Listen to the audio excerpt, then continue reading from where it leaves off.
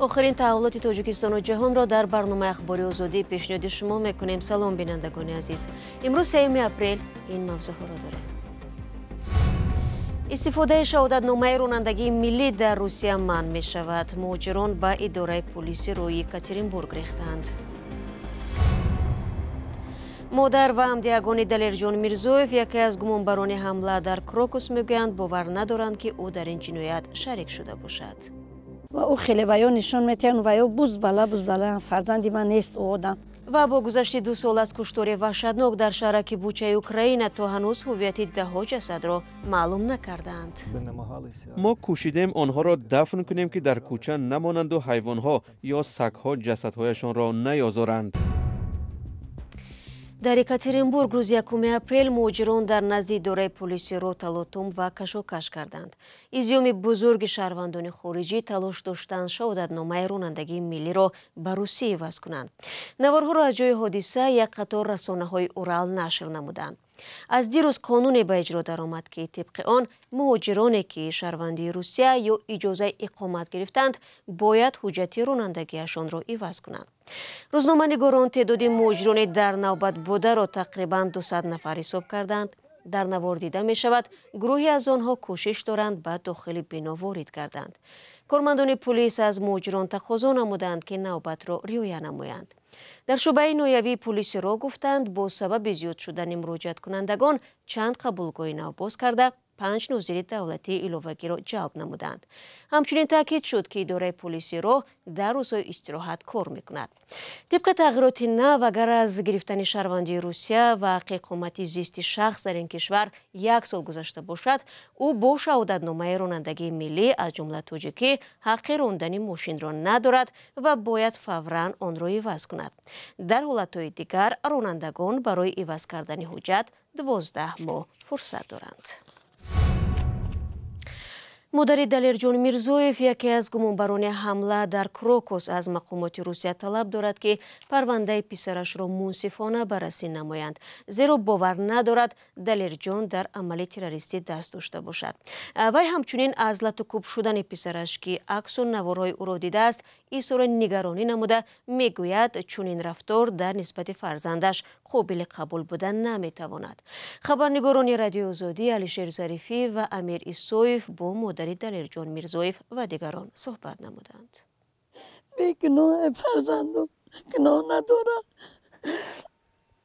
همش تحمت حقیقی.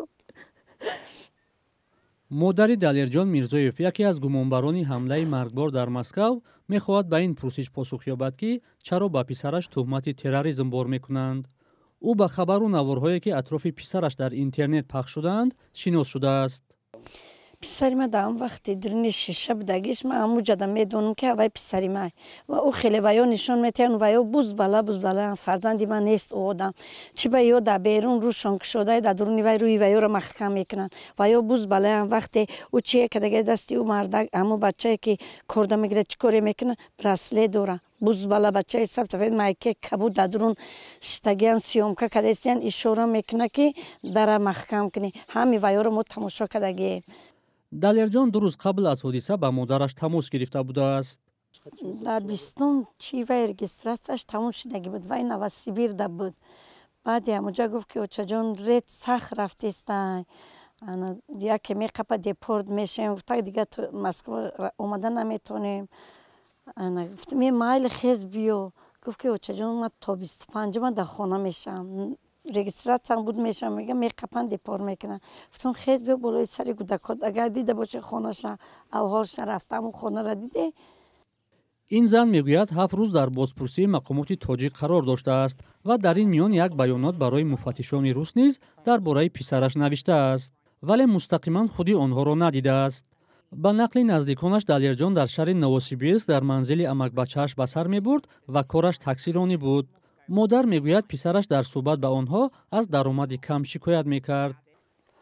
دلیرجان میرزویف یکی از گمانبران به حمله تروریستی در شهر مسکو در همین محله یعنی محله گلاخانه نویه رودکی در همین منزل بزرگ شده است. همسایه‌های او در صحبت با ما نقل کردند که دلیرجان در گذشته به تاکسیرانی مشغول بوده است و مناسبتش با اطرافیان خوب بوده است. ما همین خبر رو شنیدیم، همین تماما خیال کردیم که همین یک به همین بند دل خمار همین فرزند خمار کندیان گرفتیان. همین باوری ما تماما نساخت ما در این بچه. بسیار بچه خوب بود. این تماما همین یک گویا مرچه رو ازار نمیداد خیلی. بچه بهترین بود خدایم یک قدم را ما در یک حولیک بگم بیا جای ما قریب 15 سال در کوچه‌ایم. خوب خدمت میکرد مثال مردک ما نبود اما حجیت بود یا جای کودکم در میکرد چی دلیل جام همین را دختر بردن در کار این خیلی گپی نگفتگی نداشت وای دلیرجان در مکتبی دهه تحصیل نموده بعد ختم آن به مهاجرت مهنتی به روسیه رفته است خدمت حربی و در دانشگاه تحصیل نکرده است در مکتب با بهای 3 و 4 میخوانده است در دوام تحصیلش بچه خوب بود بچه آرام بچه بسیار خوب بود و بچه بسیار مصلحت آرام بود و بچه‌های پس خفا مانده بسیار یاری هم میداد و با کار جمعیتی مکتب خوب اشتراک میکرد. وضع سلامتی همسر او با شنیدن و دیدن خبر و عکس‌های شوهرش بد شده طی 3 روز در بیمارخانه بستری شده است. حالا در منزل مادر طبابت میگیرد. دلیرجان با خوشتامانش نیز تماس گرفته بوده است.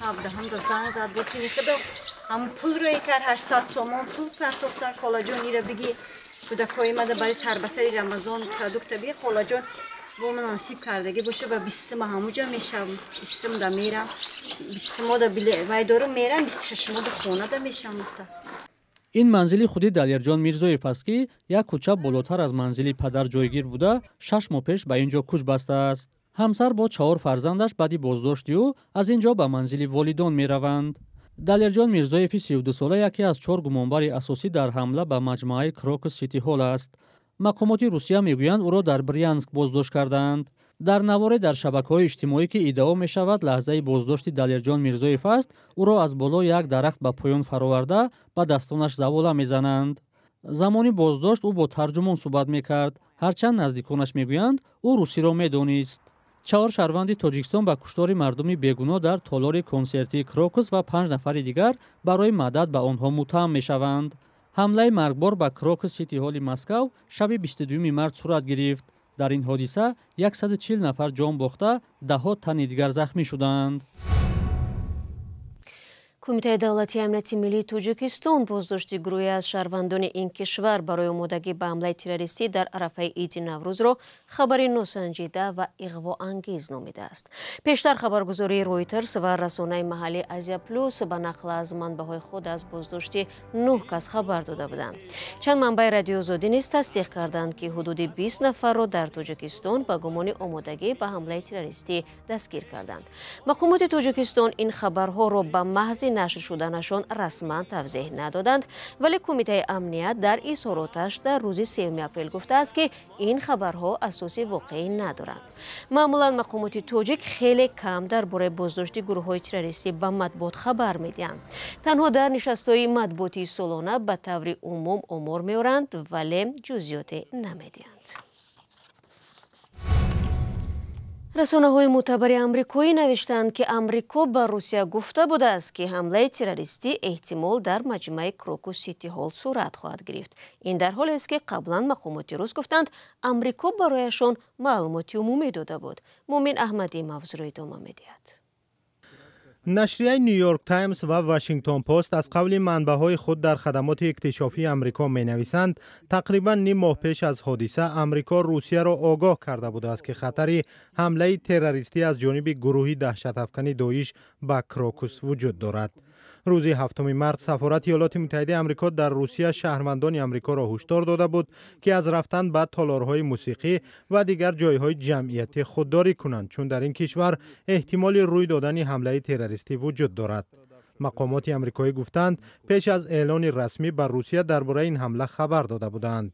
سرگئی نریشکین رهبر خدمات استخباراتی خارجی روسیه گفته است واقعا آمریکا با آنها چنین خبر داده بود ولی خبر عمومی بود و امکان نمیداد که جنایتکاران شناسایی شوند. نشریه‌های آمریکایی نوشتند که آمریکا نمیتوانست جزئیات خبر را بدهد چون این به خبررسان‌ها خطر ایجاد میکرد. اکثر کارشناسان میگویند روسیه یا این خبر را جدی نگرفت یا اجازه داد که این حادثه صورت بگیرد.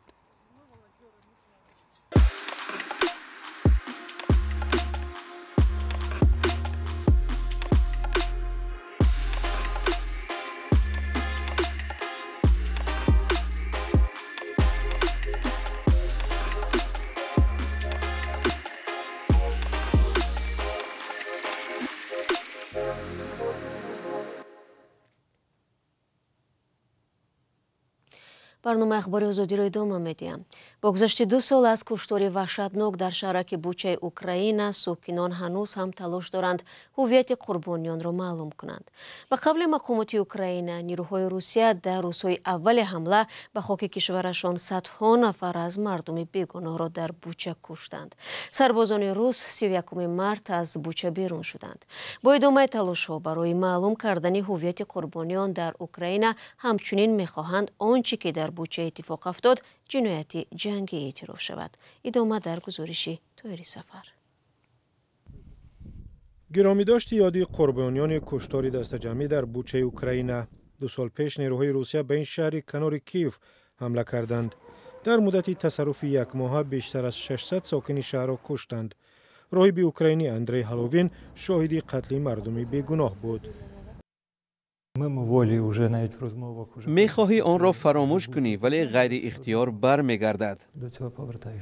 در این لوحه یادگاری نامی بیش از 500 قربانی هست و شمول کودکان. خردترینشان پسر تولد سال 2020 است. راهب اوکراینی کمک کرده است تا جسدها را در حولی کلیسا گور کنند. ما کوشیدیم آنها را دفن کنیم که در کوچه نمانند و حیوانها یا سگها جسدهایشان را نیازارند. با گذشت 2 سال هنوز هویت 60 جسد را معلوم نکردند. مقامات سعی دارند تصویر کامل جنایت‌های آن سال را به دست بیارند. میگویند دلیل‌های واضح هم دارند که مردم آسایشته نه از تیرهای تصادفی بلکه برقصدانه کشته شدند. ما حالا به نوع مثل پلیس کار میکنیم که مثلا چگونه یک کس کشته شد. کوچه ابلونسکا 242 ما معلوم کردیم ماشین را با نارنجک ضد تانکی زدند و 4 نفر کشته شدند. مفتشان دلیل‌های شکنجه را هم یافتند. برداشتن این همه سخت است، بخصوص وقتی داستان‌های آنها را میشنوید. تصور میکنید و سپس به خوابتان میآید. ناتالیا را سربازان روس اسیر گرفته بودند ولی به او میسر شد که بگریزد. خاطرات آن روزها عذابش میدهند. مثل آن است که هنوز خواب میبینم و بیدار شدن نمیتوانم. این دیگر زندگی من نیست. من قبلا خواب میدیدم و زندگی میکردم. حالا این گونه نیست، دیگر است. میخواهم خوشحال باشم ولی سخت است. ناتالیا به اینجا میآید تا یادی امکش را گرامی دارد. جسد امکش را در کنار جسدی رفیقش الیک در کوچه یابلونسکا پیدا کردند. تیر سنایپر به پای ویتالی خورده است. بعداً از پشتش زده است. الیک را همچنین در شکم و رانش زدند. بعد رفتن نیروهای روسیه از بوچه در روز 31 مارت سال 2022 عکس‌های جسدهای پریشان در همه جا پهن شد. رهبران روسیه گفتند که این عکس‌ها صحنه‌سازی شدند. اوکراین از دادگاه بین المللی جرم و جنایت خواسته است آنچه را که در بوچه گذشت جنایت جنگی اعلام کند. برای ساکنان بوچه اشغالگری تمام شد اما جنگ از در خانه‌شان دور نرفته است. این یک چیز است که مردم دیگر در خیابان‌های یک شهر نمی‌میرند ولی سربازان اوکراینی هنوز هم می‌میرند. آنها نیز ساکنان شهر ما هستند. و خبر دیگر 20 اپریل در دوشنبه نیمه‌ماراتون بین‌المللی بخشیده به روز پایتخت دایر می‌گردد. در این مسابقه عنعنوی در برابر ورزشکاران توجیک اینچنین دونده‌ها از کشورهای خارجی اشتراک خواهند کرد. نیمه‌ماراتون بین‌المللی با تصمیم رئیس شهر دوشنبه سر از سال 2010 برگزار می‌گردد. تفصیلات در سامانه ما. دوستان عزیز، برنامه امروزی اخبار آزادی را به پایان میبرم. تشکر که این 15 دقیقه با ما بودید. خبرهای بیشتر را میتوانید در وبسایتمان azadi.org دسترس نمایید. همچنین صفحه های رادیو آزادی در فیسبوک و اینستاگرام، تیک توک و ادناکلاسنیکی در خدمت شما عزیزان است. تا در نوبت خود را احتیاط کنید و خدا نگهداری هر یک شما باشد.